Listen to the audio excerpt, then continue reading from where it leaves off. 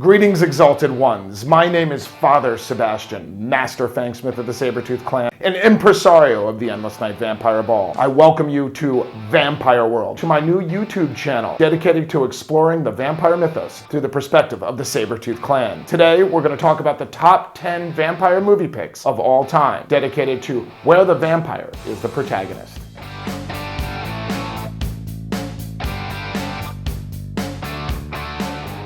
Number 10 on my list was Queen of the Damned from 2002. This indirect sequel to Interview with the Vampire from 1994 was a horrible sequel. It starred Stuart Townsend as Lestat, who wasn't even blonde, and also Aaliyah as Akasha, who did a pretty good job. But one of the things that I want to make clear about this movie is it sucked. It was horrible. However, the reason why it made the top 10 list was because of the soundtrack. That soundtrack, rock and roll, it's alive, it's very invigorating, and it's awesome for a dance floor. We've used the entire soundtrack on the Vampire Top 250 Songs of Endless Night Vampire Ball. So when you look at it, Queen of the Damned, forget the movie. Look at the soundtrack.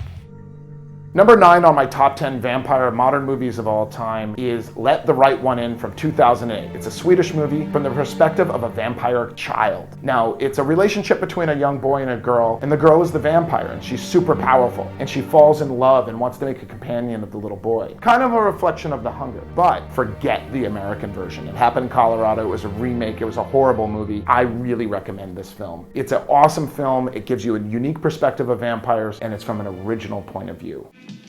Number 8 on my list is The Hunger from 1983, directed by Tony Scott, starring Catherine Deneuve and my favorite David Bowie. Now, what's great about this movie is that it really introduced vampires as a protagonist. And what was really cool was the bladed ankh that they had in the movie. But the cultural effects have been fantastic. That bladed ankh has encouraged Sabretooth to make the legacy ankh. This is our own version, but that bladed ankh has become the symbol of the vampire culture. Now, it also introduced Bauhaus to the world as a major gothic band. With the star-studded cast, it became one of the most influential vampire movies of all time. Number 7 on my list is What We Do in the Shadows. Now, this 2013 film has ravaged through the vampire culture. Many vampires going, "Oh my God, it's a horrible movie!" But many people who actually have a sense of humor think it's an awesome film. It actually delves into vampire culture, and there's about 3 vampires, actually a 4th living in the basement named Peter, who are actually flatmates. And it shows the interactions of vampires as the main characters. They're the protagonists in the film. So I highly recommend this film. It's number 7 on my list, and it just allows us not to take ourselves too seriously.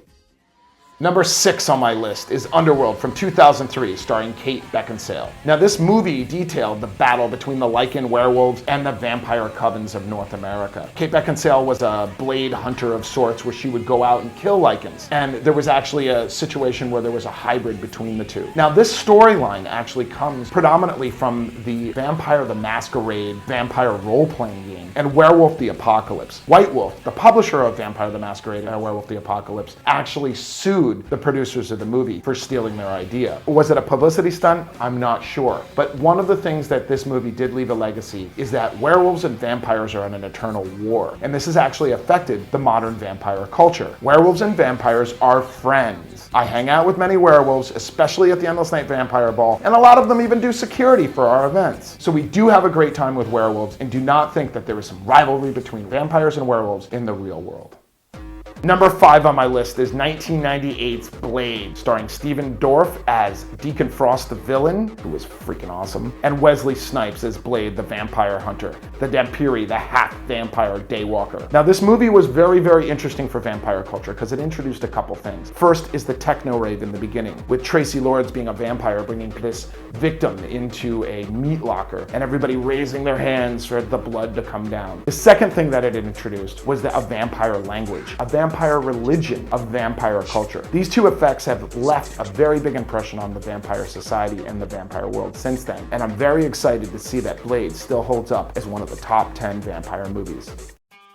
Number 4 on my top modern vampire movies of all time is the 1987 classic Lost Boys, directed by Joel Schumacher and starring Kiefer Sutherland. There was a couple of elements of this that brought it into the vampire consciousness, into the vampire world. First of all, it was a fun movie, but it also took itself seriously as a horror movie. It was like Surfer Nazis from Mars takes over a beach meets Jim Morrison. The soundtrack was phenomenal. Absolutely awesome. When People Are Strange for Jim Morrison came out, I was in love with the movie, and it introduced me to The Doors and led me to Paris. But one of the great things about the film that I really loved was it had a sense of humor. One of the iconic things from Lost Boys is the fangs. The fangs were basically awesome because they were very predatory and extremely sexy at the same time. I love that iconic picture of Kiefer Sutherland with his hair blowing in the air and the light on his face and the darkness with the red and yellow contact lenses and the long Lost Boys style fangs. Really was the first time that in my experience in the vampire world that vampires had really cool fangs. They weren't these like giant long like snarling fangs, but they were really sexy. And when you look at that image, you really go, I want fangs. So that has been a really big impact on the Saber-Tooth Clan. And a lot of the styles that we have, one of them is called Losts in honor of Lost Boys. So one of the best parts of the Lost Boys is not just the soundtrack, not just the comedy, not just the fun, not just the serious horror movie, but it also had amazing fangs. Number 3 on my list is Only Lovers Left Alive from 2013. This modern vampire movie with Tim Hiddleston and Tilda Swinton was an amazing film. It was really romantic. It was a little bit steampunk. It was also rock and roll. It reminds me a little bit of The Hunger from 1982. But what was most important was the romance between the two characters. It was very reminiscent of David Bowie and Catherine Deneuve's romance from The Hunger. It really was a modern interpretation. However, it really put the vampires as protagonists and major characters in the film. Now, it was just the personality of the characters that really left an impact. And this has become an iconic movie of vampire culture.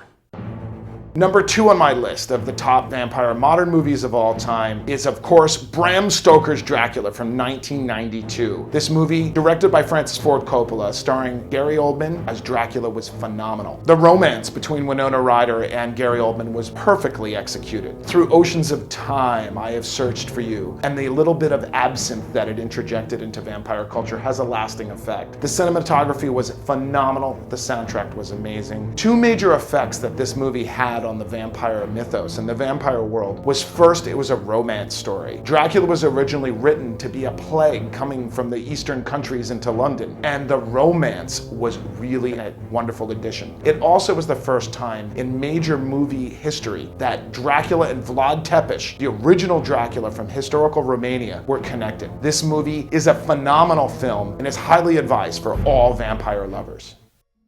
And finally, number 1 on my list, Interview with the Vampire from 1994. Directed by Neil Jordan and written by Anne Rice, the Queen of the Damned herself. Revolutionized the vampire spirit right after Bram Stoker came out. This movie had an A-list cast of Tom Cruise as Lestat, Kirsten Dunst as Claudia, Antonio Banderas as Armand, and of course Louis, played by Brad Pitt. Oh, Brad Pitt. The cultural impact on the vampire world for this film has been absolutely stunning. I got to meet Kirsten Dunst in 1995 at the Memnoch Ball in the very dress she died in the movie. It was a phenomenal film. Now, there was a lot of controversy about Tom Cruise playing Lestat, you know, a short American hero playing a 6-foot tall, beautiful French guy. However, he did a good job, and Anne Rice was very, very nervous about it, and then it finally came out and she was pleased. This movie had a couple things that were very interesting for the vampire world. First of all, they had amazing fangs. They had the serrated long 3 sets of fangs on each side that instead of clicking down like in old movies, what they would do is they would grow like a phallic symbol of sorts, and they would grow as the vampire got hungry. These fangs were created by the Winston Special Effects Company, and the contact lenses were absolutely amazing. The makeup was great. They would actually turn the actors upside down and trace their veins and put a translucent film over them. It was really beautiful. Now, another effect that the movie had beyond the fangs and the makeup was the contact lenses. They were almost reflective, and they actually changed color throughout the film. If you look at them, they're really a strong effect. Now, Interview with the Vampire has left a